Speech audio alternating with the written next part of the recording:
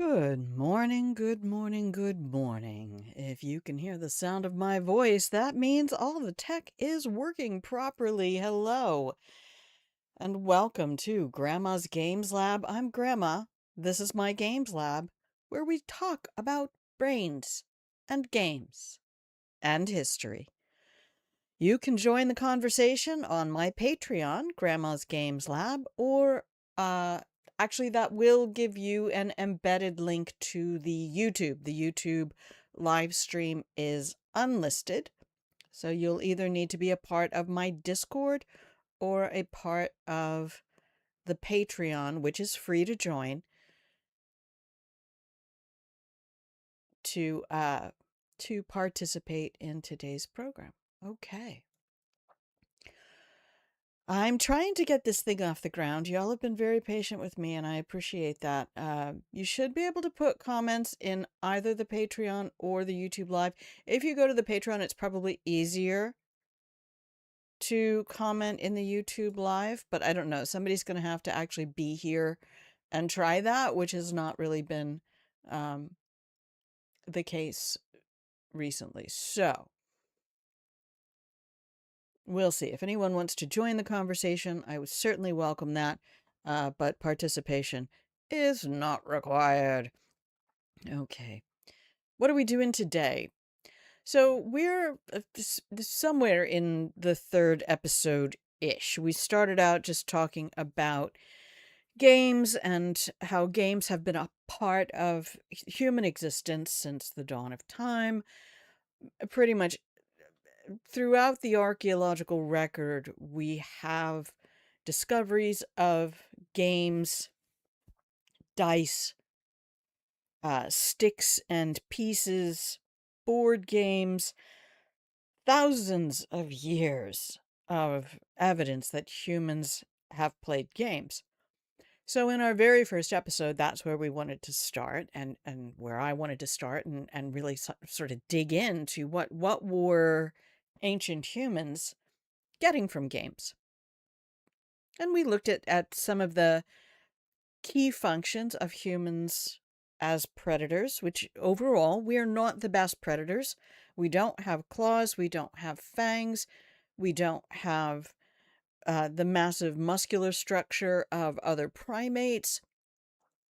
What we have is brains and neuroplasticity, and the ability to learn from things that have not been modeled because of language, and how games facilitate language acquisition. That's part of what we're talking about adjacent, peripherally, today.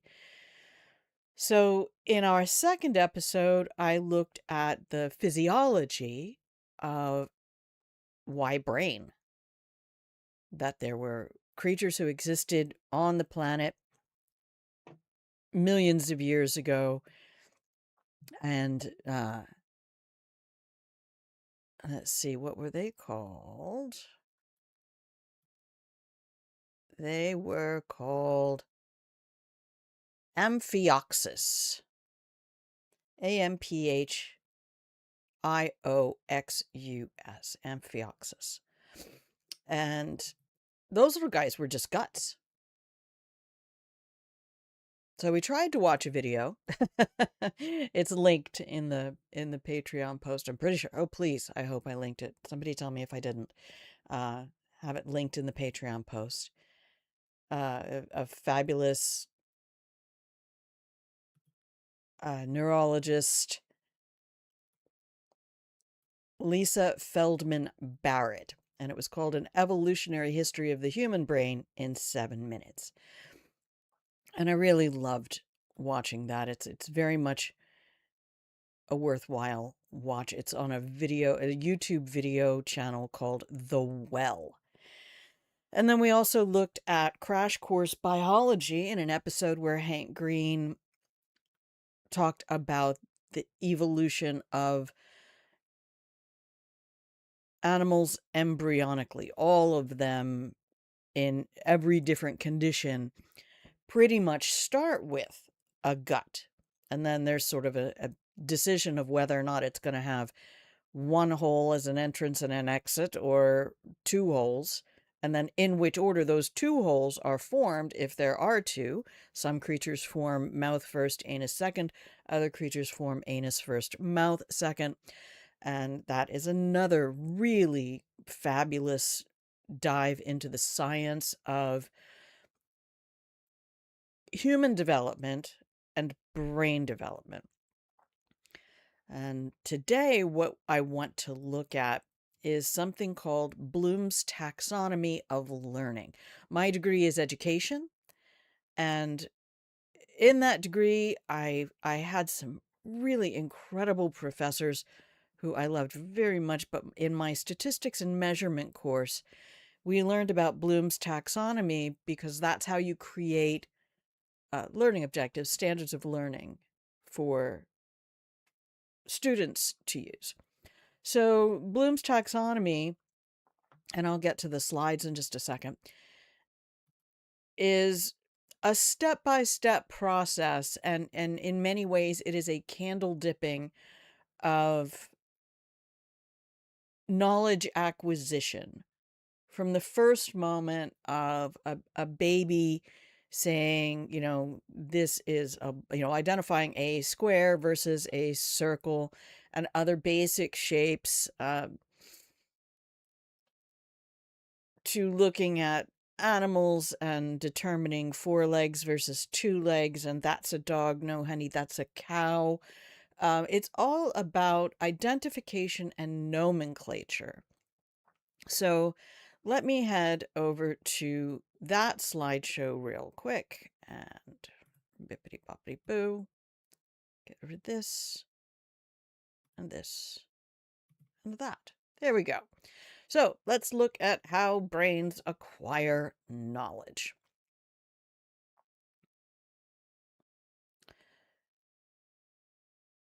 First things first, when we look at an infant brain, we really are looking at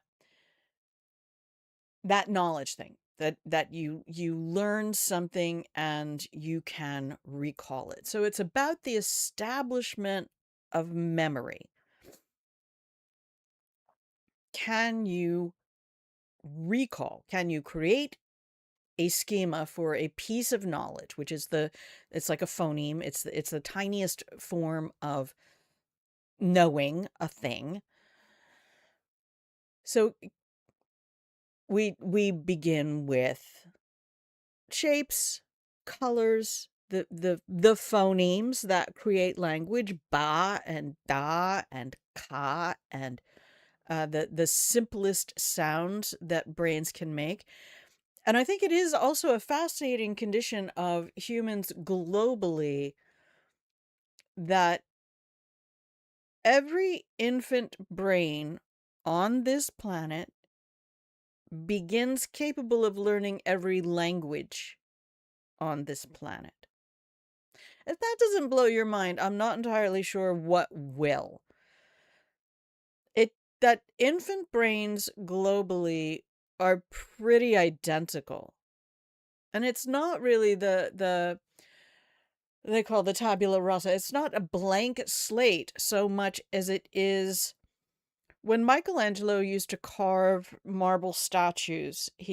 There is a famous story, quote, parable regarding Michelangelo, and I don't know how accurate it is, but I've always loved it, and I would be sad to find out it was misattributed. But the saying goes, I don't carve statues into marble. I remove from the block of marble everything that doesn't belong to the statue. And that's really how baby brains work. And they work really beautifully in the recall. Hearing a sound and being able to recall that sound.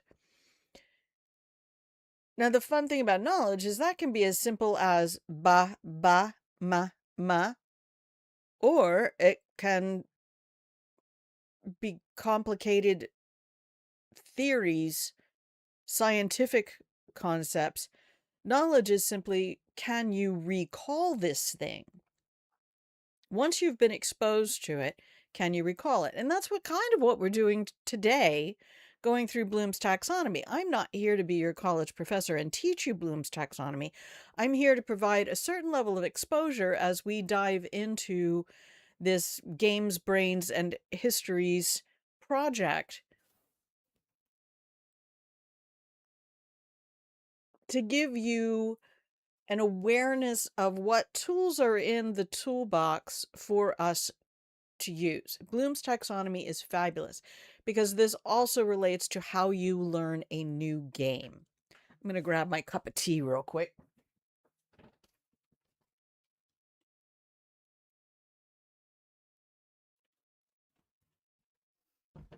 Okay. Sorry, I made that a little late before the live stream and had to wait. Had to wait for it to steep. Okay.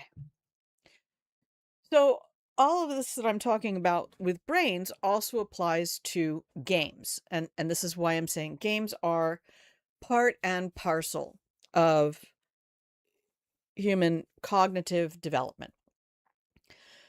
So this is one of the first things you learn in a game. You know, we have a board, we have pieces, we have dice. Dice have pips. There are different numbers of pips on each side of the die. Can you quantify? Are you able to look at 5 dots on something and understand the concept of 5?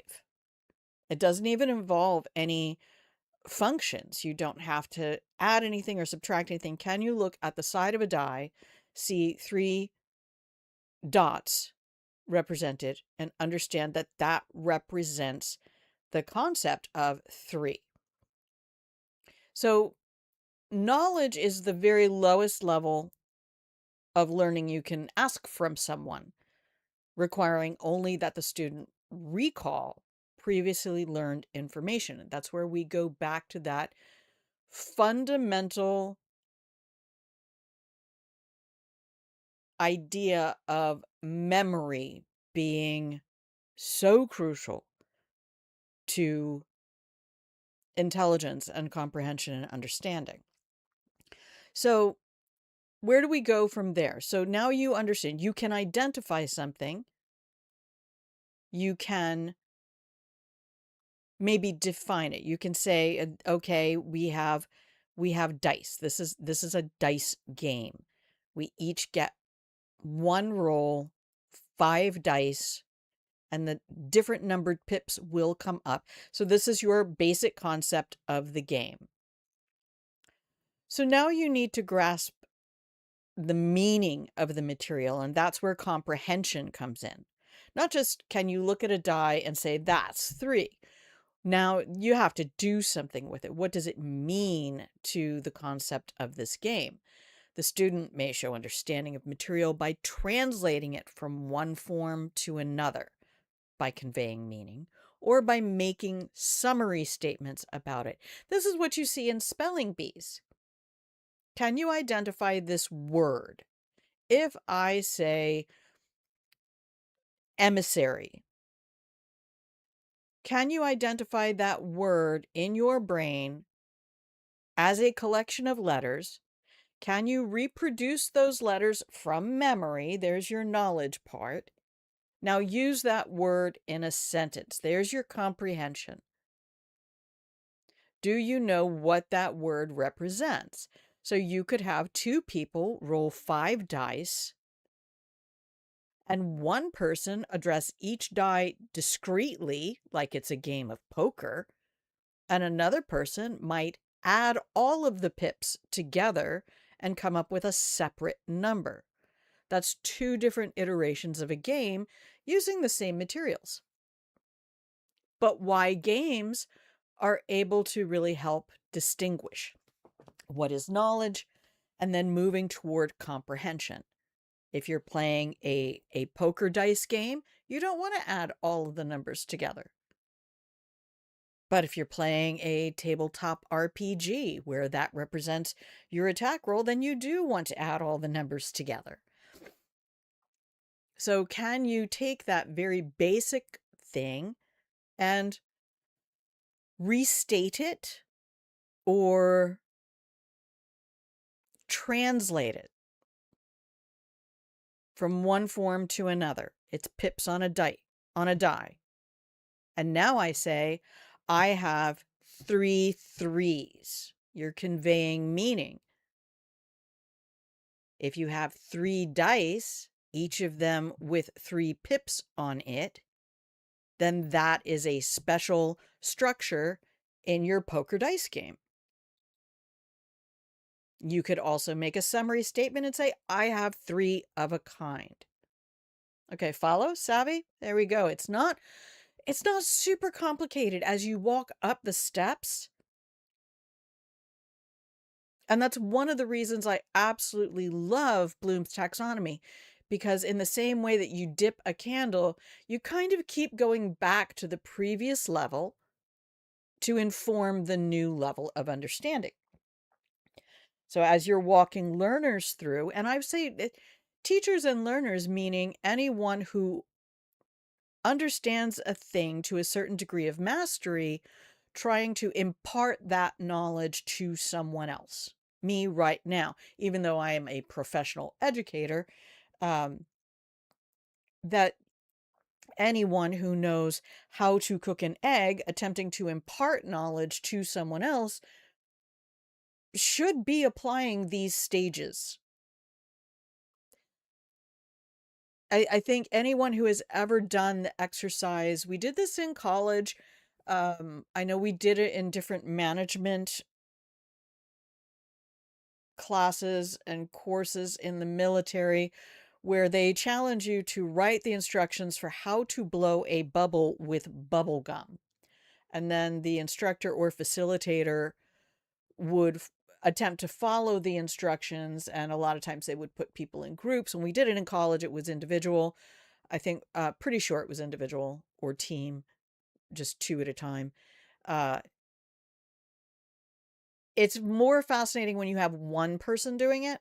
When you get a team, you're actually starting to get feedback and other ideas and people working together. We'll get into that in another in another episode of our Patreon project.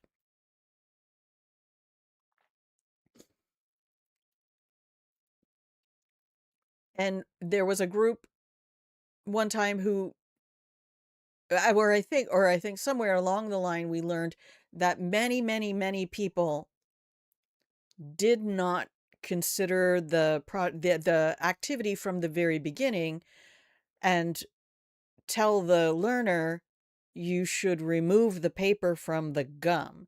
So the instructor or facilitator, in following that group's set of instructions that started with something like chew the gum until soft, popped the gum in their mouth, paper and all.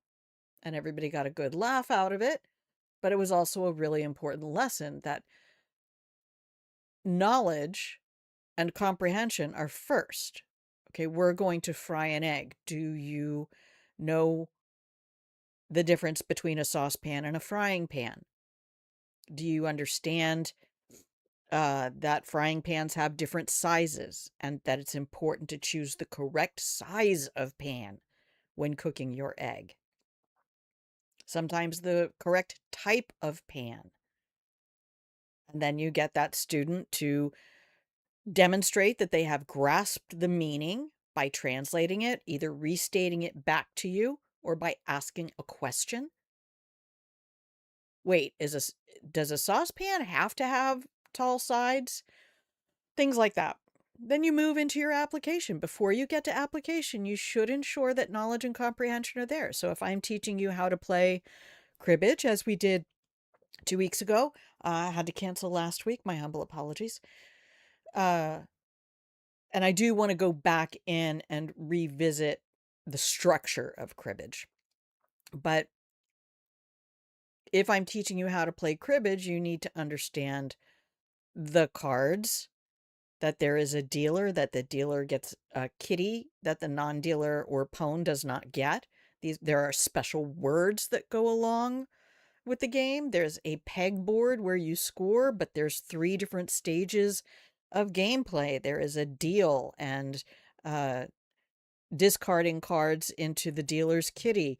Then there is a 1v1 or 2v or 1v1v1 in a 3-player cutthroat gameplay of cards interactively, one at a time. And then the third phase is a hand scoring phase that includes a face-up card that has not really been used up until that point. And why I think cribbage is a really fabulous game for stretching your brain and incorporating new knowledge. And it's got great fun strategies that are different at different levels of mastery. But the application phase, once you get knowledge and comprehension in, now we're going to apply this understanding. What have we brought into this space? We can recall something, identify it, pick it out from a lineup. We can say it is this thing. I have 3 of a kind. And now we can use the learned materials in new and concrete situations, where now I can take 3 of a kind from this poker dice game and apply it to cards. Now I can say, oh, we can play poker with cards. Oh, this has 3 hearts on it. Is that the same as the 3 pips on a die? Yes, it is. But what if it's 3 clubs? Yep, same. Oh, so the 3 items on the card, it doesn't matter what symbol they are, they're all 1, 2, and 3. That represents 3. And if I have 3 of those cards, I have 3 of a kind. The student is now required to apply rules, concepts, principles, laws, or theories. So as they love to say in so many different places now in the TTRPG world, I've heard it in Natural Six playing D&D or Blood on the Clock Tower, without rules, all structure collapses. It is really important to have rules, whether you like them or not. It is important to say that in Blood on the Clock Tower, if this character goes before that character, and this character takes a certain action, it might completely negate the action of the next character, and that's just the rule.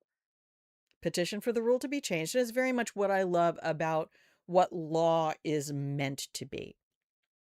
So knowledge, comprehension, application, the first 3 steps. There are 6 total steps on this, and they all go back and forth, and, it's kind of a Gene Kelly dance up and down a staircase before you get to a place where you have mastery. And I really love that mastery is understood to have 10,000 hours of experience in something or 7 years. And it used to be 7 years, but now probably the key impact of technology in the modern world is that we are able to experience more things more rapidly, for good and for ill.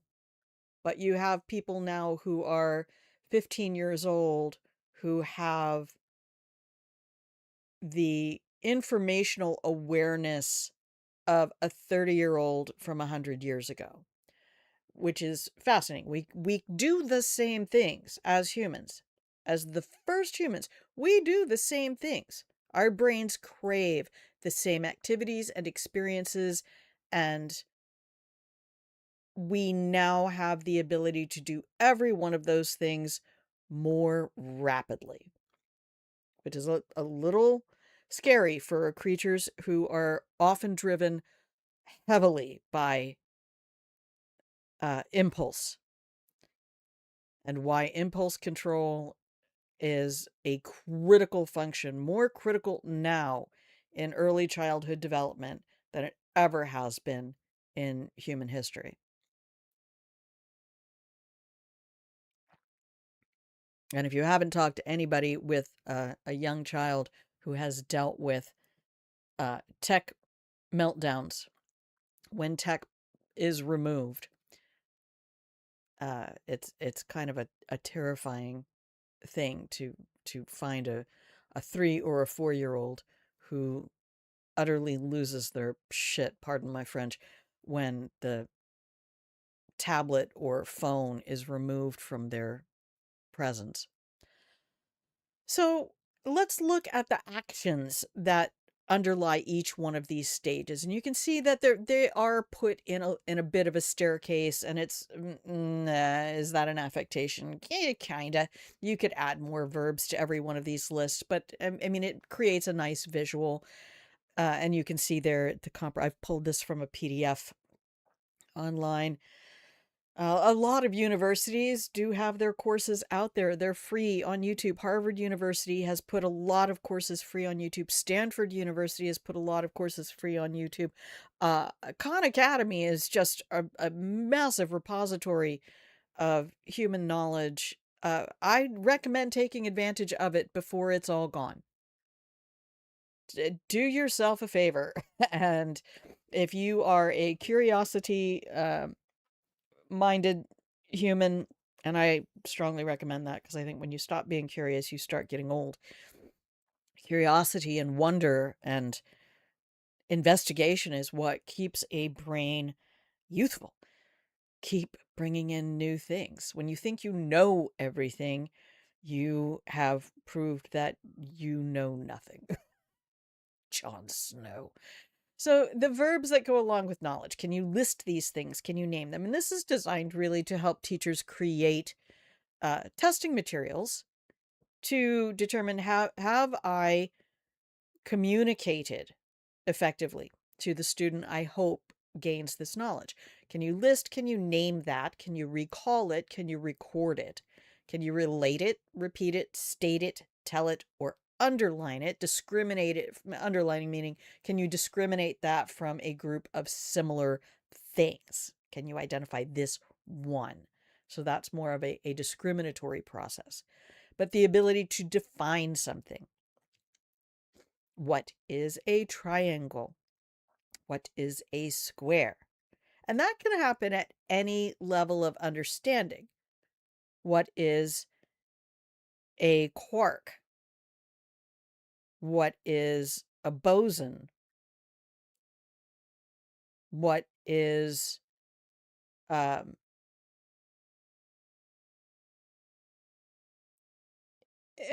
is Hawking radiation? That's still knowledge. It doesn't matter how complex the concept is. Knowledge as a taxonomy identifies identification, definition. Comprehension, now we want you to compare it. And I listened to Words Unraveled, which is a fabulous linguistic YouTube channel. Jess and Rob do such a great job presenting things. And they talked about how funny it is that comparing apples to oranges became a commonplace phrase, but it was originated as a critique of people who act like they're comparing different things by comparing similar things. And yeah, if you don't listen to Words Unraveled, put that on your to check out list. Words Unraveled. So when we want to go from knowledge to comprehension, we want to put in testing things that say, can you compare this? Compare the saucepan to the frying pan. Can you describe how you drop an egg into this cooking apparatus? Do you crack it into a separate bowl? Do you crack it onto a small flat plate? Do you crack it directly into the pan? When you crack the egg, do you crack it on a flat surface? Do you crack it on the edge of a bowl or a pan? J. Kenji Lopez Alt will give you a fabulous breakdown experimentally of how to crack your eggs. Another YouTube channel I adore. I think mostly it's just if they're fabulous teachers and they employ all of these things to convey their ideas. Can you discuss it? Can you talk around this thing And sort of, do you understand the perimeter of the fence line in which this thing is contained? Can you explain, express, identify, recognize? That's kind of using a word to define a word. Recognize is very memory related. Restating, I think, is a really good one. Can you not just use this in a sentence, but can you restate this concept using other terms, which is the don't use the word to define the word thing? And can you tell and can you translate? So we go from being able to name something to being able to compare that to some other thing. They put identification in comprehension, but I think that becomes, an apples to eggplants kind of a thing.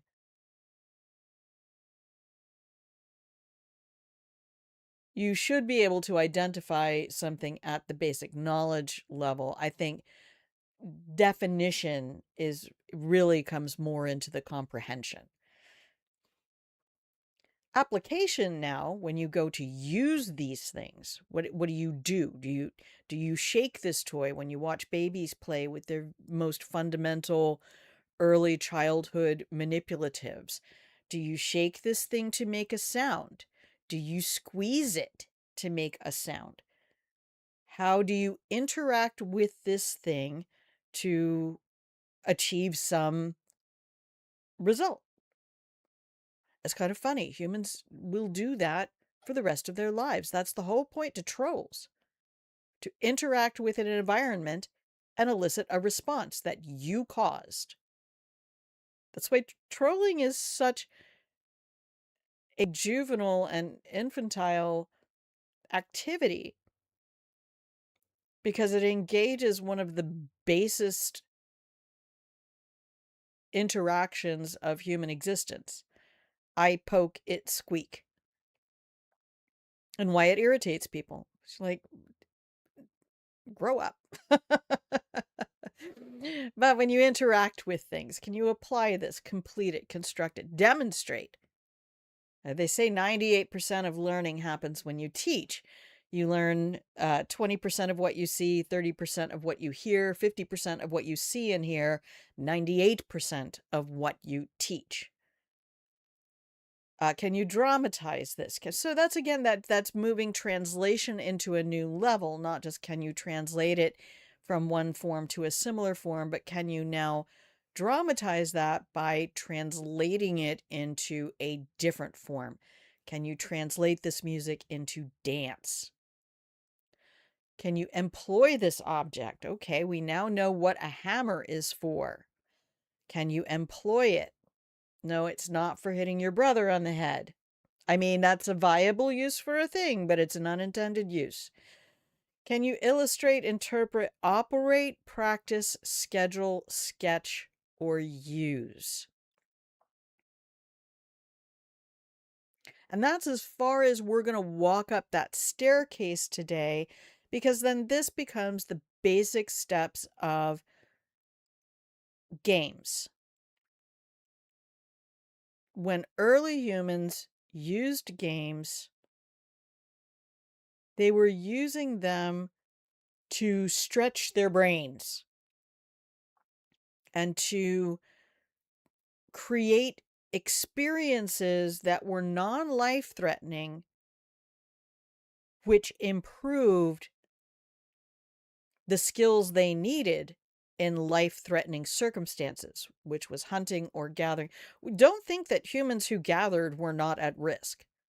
There were predators everywhere, just perfectly happy to wait for a dumb primate to wander into a territory because they didn't notice the scat on the ground or the footprints on the trail or the way the branches were bent. And that predator was right there going, oh, yes, this one isn't even armed. Um, I don't know. They might have been. But I also believe that games are what drove humans to communicate. And one of the reasons that most games transcend language. People who play cribbage in France or Greece play basically the same game that they play in Canada or the UK. Cribbage is cribbage is cribbage. Poker is poker is poker. Uh, and the ability of games like chess to not only travel from their origins. If you've not looked at the origins of chess, it's a really fascinating thing. I don't plan to cover it here. There are much, much better channels to explore chess and other games like that. I'm not here to teach you games and make you an expert in some game. But what I do want to offer is a sincere pushback to people who culturally want to classify games as things for children, and if adults play games, that's indulgent or somehow frivolous, and I want to create a framework of understanding around games throughout human existence as necessary to our human experience and to appreciating and understanding our world better every single day. And as I said in the introductory video, why the games we play are as important to our health and development as the food we eat every day. What kind of games do you play, and how do you engage with them? So there's a story of the chessboard and in an application method where it was used to explain to the king, as the creator of the board says, the king says, "What reward do you want for this fine game that you've offered?" And he says, "I would like a grain of rice for each square on the board. But for every square, you have to double the grains in the previous square." I don't know if you've ever heard that, but it gets to be big numbers real fast.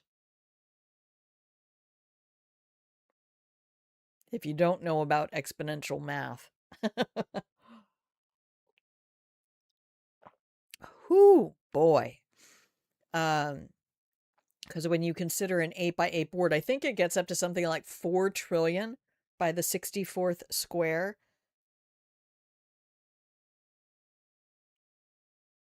The numbers don't matter. You'll look them up. You'll Google them just like everyone else. It's fine. I'm not here to teach you the numbers anyway. I'm here to teach you the concepts. Conceptualize these things. And there is a story of how Benjamin Franklin used the game of chess.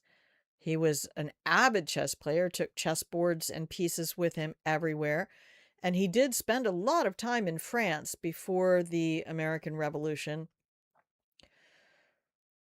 And there is a popular folk tale that Franklin was playing someone who put his king in check, and he ignored it and played another piece. And that's against the rules. The rules say if your king is in check, you must resolve the check before doing anything else. And the other player said, "I'm sorry, you can't do that. Your king is in jeopardy." And Franklin responds, "My king is corrupt and taking advantage of my people and our resources. I don't care. You can have him. Take the king." And so you talk about the ability of games to affect diplomacy and understanding between peoples, that says this is not just about pieces on a board. This is about how we interact with our world, how we interact with one another, and how we understand. And being able to bring an entire worldview into a small space, like a 1v1 game. I mean, people would say that's big brain thinking. Yes, it is. And why it's important. If you don't have that game, how else are you going to communicate a common thing? I need to reduce my knowledge to some common denominators that are also used to build up your knowledge. So the next few stages that we're just going to breeze through briefly today.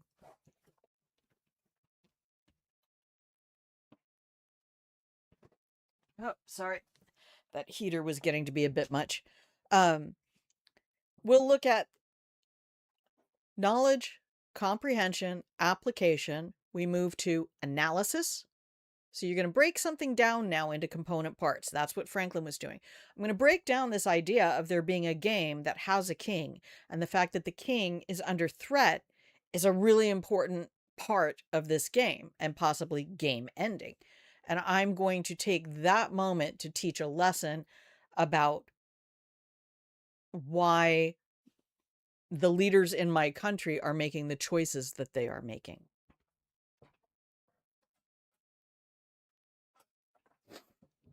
The student will demonstrate attainment of objectives through the ability to identify parts, show relationships, and recognize organizational principles. Analysis is not big brain stuff. Analysis is what a baby does when they take different shapes and put it in the wooden frame with cutouts. And they are able to match the shapes to the cutout where that shape goes in. Right? That's identifying parts. It shows relationships between the shape of the cutout and the shape of the piece in their hand, and to recognize organizational principles. That's why I loved teaching in a Montessori school, because of the Montessori manipulatives that they use in the kindergartens and preschools, where it's not about there is a right way to do this thing. You have a piece of wood that has poles that stand up perpendicular from the piece of wood, and there are little rings that go on those posts. And a child can choose how they organize the rings on the post. It is the objective of the instructor to interpret that organization to have a glimpse into the child's brain. How are you organizing data in your head if this is how you're organizing external data? So if you have a binary colored puzzle where there are rings that are red and rings that are green, which you wouldn't do in a Montessori preschool because of the predominance of red-green color blindness, but the point being that some children might put red rings on one pole and green rings on another pole, and then alternate red and then green and then red and then green. Or they might do red, red, red, green, green, green. They might alternate within a pole. Red, green, red, green, red, green. And then you have a really funny Canadian show.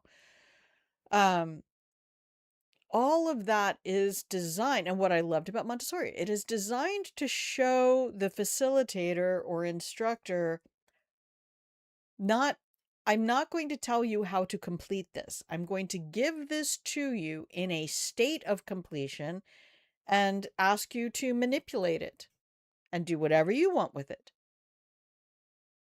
There will eventually be a mastery objective that you are able to duplicate the resting state of the manipulative in its satisfied condition.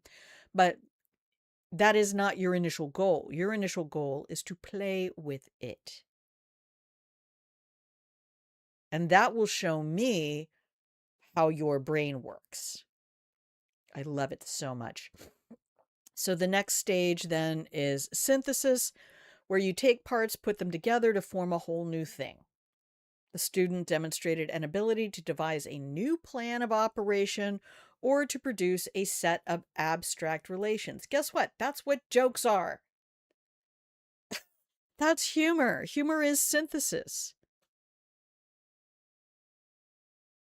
You're now using a word in a way it's not meant to be used, or you're telling a story. Man walks into a bar. Man walks into a bar. Man walks into a bar. I guess you're not going to tell that as a student, maybe, but you might. It might be the jokes that are told at home. Who knows?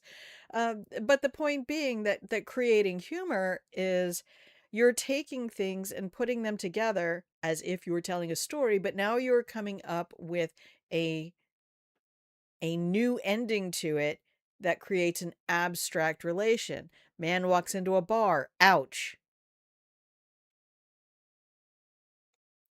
Those kinds of things.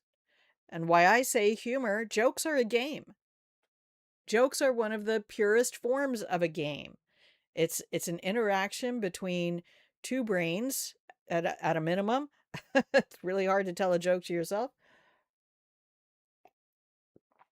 Although the laughs are better.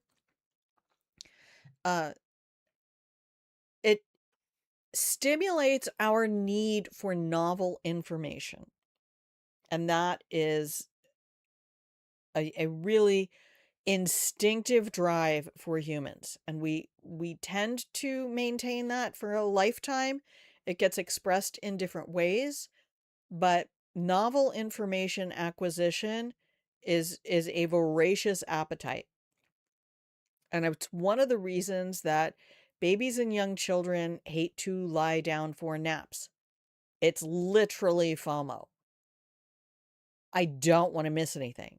I want to have a constant stream. And it's why phone addictions infantilize humans. I'm not saying that having phones are bad. I'm saying that having access to novel information that may or may not be salient and useful to you can create dependencies that are unhealthy for your brain. And it's important to just know that.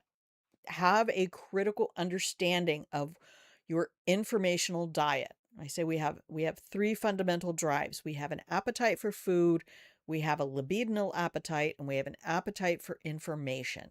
And it's really important to curate how we feed those appetites and to make sure that we're feeding them in healthy ways and not allowing them to be manipulated in order to jeopardize our intellectual capacity.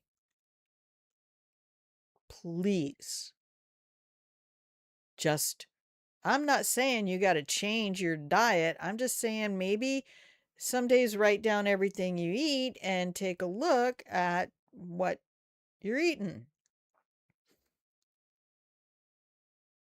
Last stage, all right, knowledge, comprehension, application, analysis, synthesis. There we go. That's what I'm asking you to do. Evaluation. The ability to judge the value of materials. And why games are so good at helping us to learn how to learn. Three of a kind is not as good as a full house, which is not as good as four of a kind. Is that right? Oh, watch me get. Don't come at me with the poker thing. I always rely on the machine to tell me. I'm not memorizing that.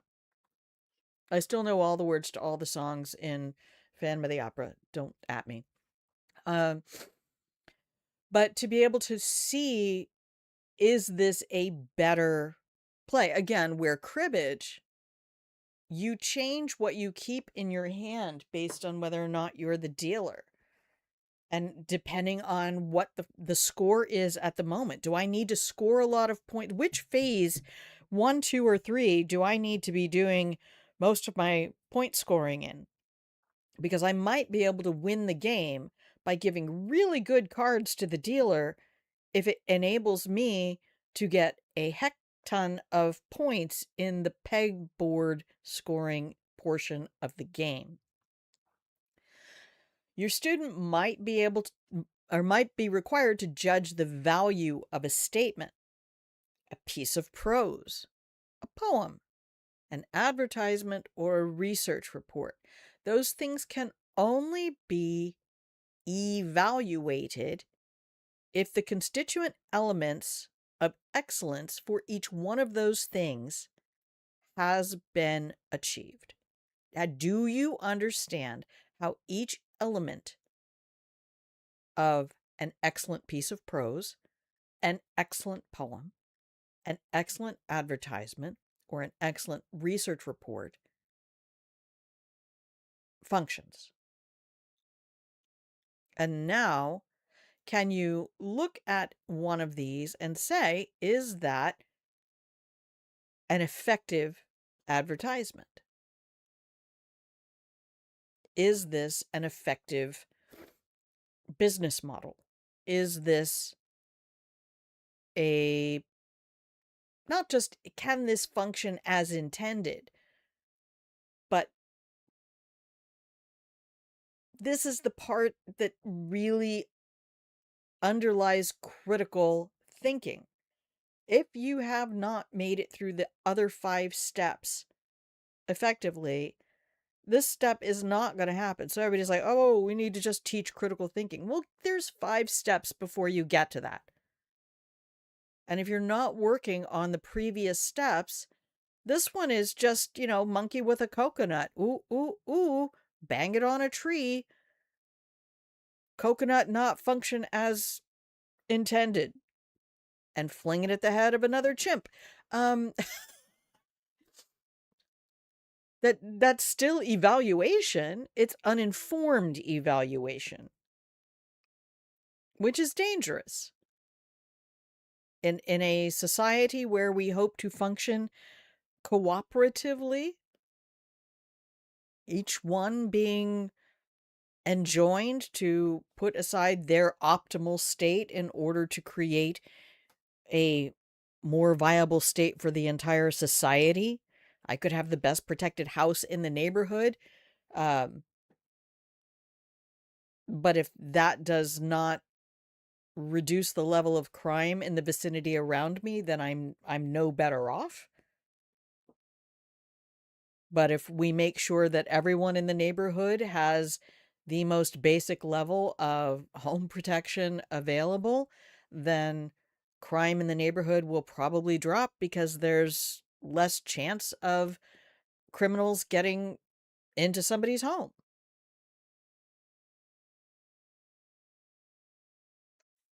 That's evaluation and critical thinking.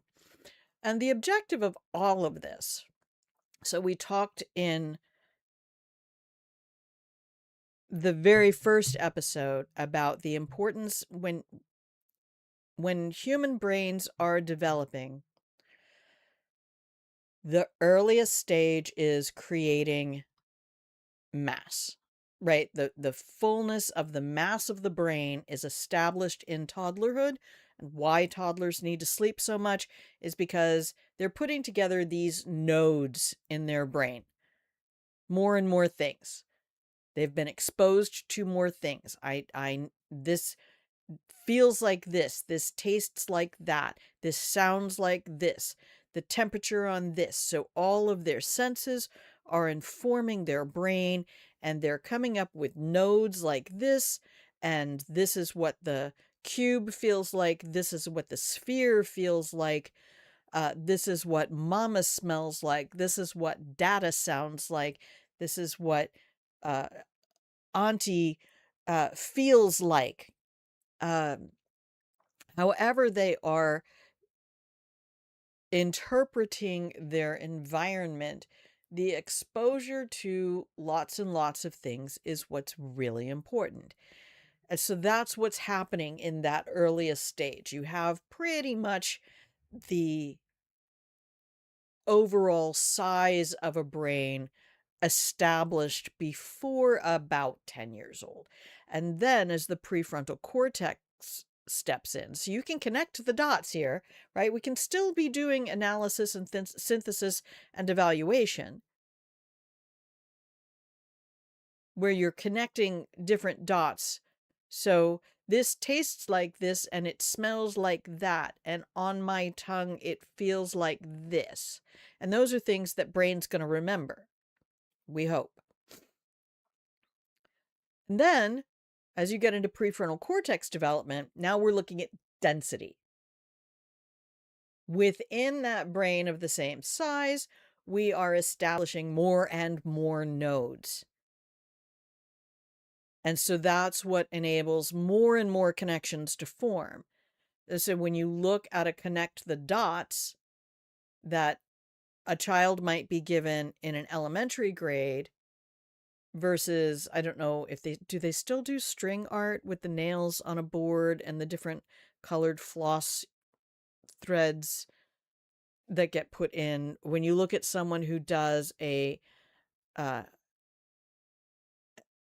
ink, like the ballpoint pen drawings,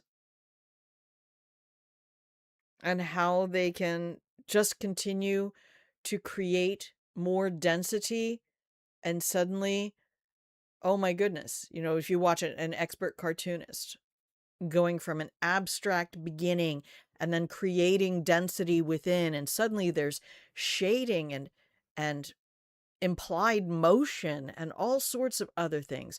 It's the density that we're looking for, and that's why, as the prefrontal cortex begins to be part of the brain equation and part of the synaptic connective tissue in there, that it's really important to work toward more of those higher level functions of discriminating, judgment. Why so many teenagers are pushing boundaries. They're trying to define the limits of the territory. Right? It is a natural function of brain development. And so maybe a lot of this just gets to be really meta about the brain, looking at the brain and how the brain does brain things, and suddenly the word brain doesn't mean anything. But that's why I love all of this, and why it fascinates me, and why I love uh, looking at games and the historical record. We'll come back over here. And that's just, again, a cursory glance at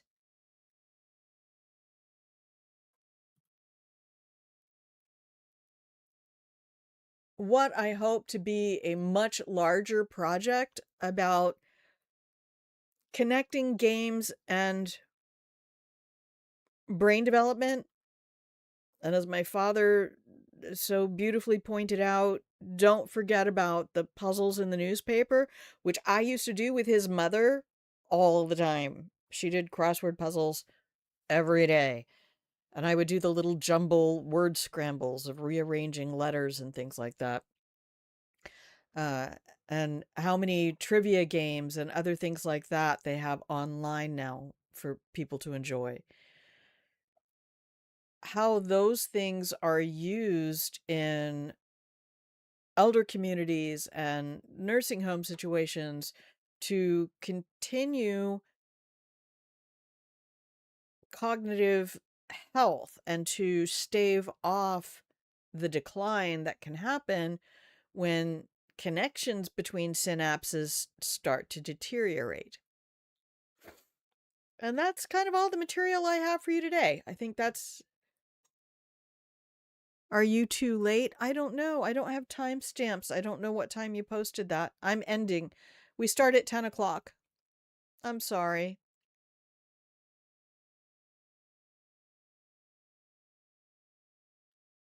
I'm closing up for the day. But thank you for making it.